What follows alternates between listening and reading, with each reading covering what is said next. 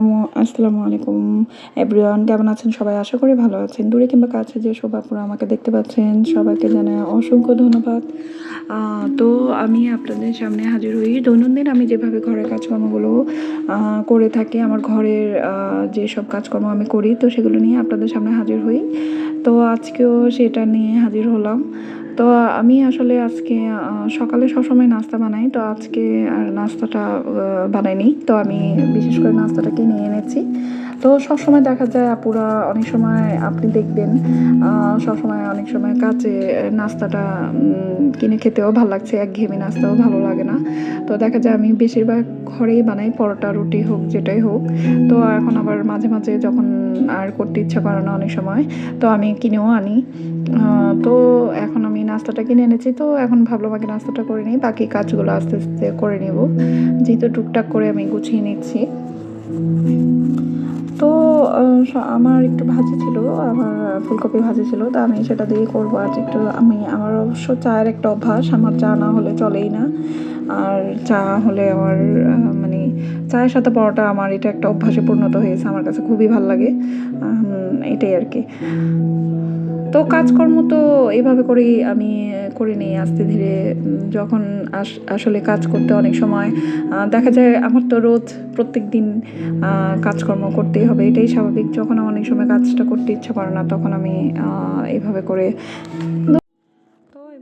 দেখা যায় ঘরের কাজকর্মগুলো আমি করে নিই সকালে নাস্তা করার পরে। আবার অনেক সময় আমি দেখা যায় ইয়াসির তো ছোটো মানুষ, দেখা যায় ওকে আগে নাস্তাটা দিয়ে নিই, আর ও তো চা অভ্যাস হয়ে গেছে আমার মতো, ও চা দিয়েই খায়। ভাজিও খায়, তবে সে আলু ভাজি পছন্দ করে। আলু ভাজি না হলে সে অন্য কোনো ভাজি খেতে চায় না, অন্য কোনো সবজির ভাজি খেতে চায় না। তো এই আর কি। তো নাস্তা খাওয়ার পর বসে এখন ভাবলাম যে আমি কাপড়গুলো, যেহেতু আমার কাপড়গুলো ভালো করে না শুকলে আমি আনি না, তো ভালো করে শুকার পরে আমি আনি আর কি, এই আর কি। তো এই পিচি বলতেছিল, ও সে মানে তার একটা মাইক্রোফোন আছে, তো সেটা দিয়ে সে ছড়া বলতেছিল, আর আমি হাসতেছিলাম। মানে ওর ছড়া যে ও ভুলে যায়, মানে ওর উল্টাপাল্টা ছড়া বলে। ছোট মানুষ তো অনেক সময় দেখা যায় ওর কথাতেও মন ভালো হয়ে যায়, হাসি আর কি, এই অবস্থা আর কি। আসলে দিন শেষে আপনার যতই কাজকর্ম থাক না কেন, আপনার যেমনই থাক না কেন, মনটাকেও তো ভালো রাখতে হবে, তাই না? এটাই তো মানুষের নিয়ম। না হলে থেকে আপনি সুস্থ থাকতে পারবেন? আপনি সুস্থ থাকতে পারবেন, তারপর না আপনি ঘরে কাজকর্ম করবেন। আমার কথা হচ্ছে এটা, আমি এটা মনে করি যে আমি সুস্থ থাকবো, তাহলে না আমি সুন্দর মতো আমার জীবনটাকে গুছিয়ে নিতে পারবো, কাজকর্মগুলো করতে পারবো, আর আমার সব কিছু করতে আমার একটু সহজ হবে। তো সব কিছুই করতে হয়, মানুষের মনটাকে ভালো রাখতে হয়, আনন্দ রাখতে হয়, খুশিতে রাখতে হয়। তাহলে আমার ভিতরে যতই টেনশন থাক না কেন, আমি টেনশন ব্যতীত না, কিন্তু আমি সবসময় চেষ্টা করি যে যেভাবে ভালো থাকা যায়। কারণ একটা সময় আমি খুব ডিপ্রেশনে ছিলাম, যে ডিপ্রেশনটা কাটিয়ে আসতে আমার অনেকটা সময় লেগেছে, সেটা আমারটা আমিই জানি। কারণ যার, ওই যে মুরব্বীরা অনেক সময় বলে যে যার ব্যথা তারই মানে অনুভব, এই আর কি। তো আমার ব্যথা আমারই অনুভব ছিল। তো আমি একটা সময় এই এইগুলো কাটিয়ে এসেছি। তো আমার দেখা যায় মানসিক এবং শারীরিকভাবে আমি খুবই টর্চারিংয়ের ভিতরে ছিলাম আমার সংসার লাইফে। আমি কখনো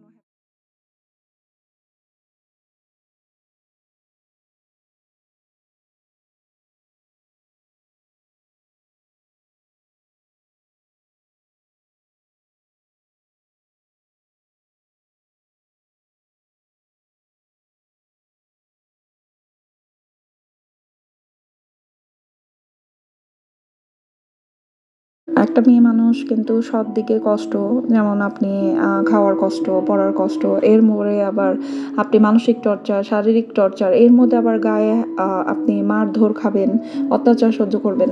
সব কিছু আসলে মানুষ এতটা মেনে নিতে পারে না। সব কষ্ট, যন্ত্রণা, দুঃখ সব কিছু একত্রে, সব কিছু মানে আমার ভিতর দিয়ে খুবই গেছে, যা আমি আমারটা আমি জানি। আর আমার ভিতরে যে কি গেছে আমি জানি, আমি কাউকে প্রকাশ করিনি। আমি অনেক কষ্ট করেছি, অনেক কষ্ট করেছি, কিন্তু কষ্ট কি জিনিস আমারটা আমি জানি। আর তাই আমারটা আমি আর মনে করতে চাই না। আমার অতীত, বা আমার অতীত খুবই যন্ত্রণাদায়ক। মনে হয়েছে যেন আমি একটা বন্দি জীবন, আমি একটা খাঁচার পাখি, বন্দি আছি। আমার ডিপ্রেশন লাইফ, মানসিক অশান্তি, শারীরিকভাবে টর্চারিং, সেই লাইফটা থেকে আমি অনেক কষ্ট করে বের হয়ে আসছি। তাই আমি আমার জীবনের প্রত্যেকটা পদক্ষেপকে অনেক মানে যখনই যা করি, তো আমি চিন্তা করছি যে এখন থেকে একাই থাকবো, কাজকর্ম করবো, আর এমন কোনো পদক্ষেপ নিব না যে পরবর্তীতে আমার লাইফে আবার এমন একটা ডিপ্রেশন লাইফ আসে যেটাতে আমি আবার পেনফুল লাইফ কাটাই। কারণ আমি অলরেডি পেনফুল লাইফ কাটাই আসছি। মানে আমি সেখান থেকে পুরো হতাশ হয়ে গেছি। যা কল্পনা করিনি এরকম কিছু আমার সাথে ঘটছে, যা আমি ভাবিনি সেরকম কিছুই আমার সাথে ঘটছে, যা কখনো আমি আশাও করিনি এরকম কিছু আমার সাথে হয়েছে। তো আমি আর অতীত মনে করতে চাই না। আমার অতীতের যন্ত্রণা আমি জানি, কারণ আমি দেখা যায় আমার প্রত্যেকটা মানুষের টর্চারিংয়ের শিকার। আমার হাজব্যান্ড আমার গায়ে হাত তুলতো এবং সে আমাকে মানসিকভাবে টর্চার করতো, সে আমাকে মারতো এবং সে অনেক অন্যরকম ছিল। মানে সে আমার প্রতি আমাকে কোনো মূল্যায়নই দিত না, গুরুত্বই দিত না। যার কারণে এইরকম হয়তো আমাকে নিয়ে অনেকে অনেক কথা বলতে পারেন। একটা মেয়ে মানুষ কিন্তু খুব সহজে সরে আসে না যখন সেখানে তার কোনো মূল্য থাকে না, মূল্যবোধ থাকে না, তার কোনো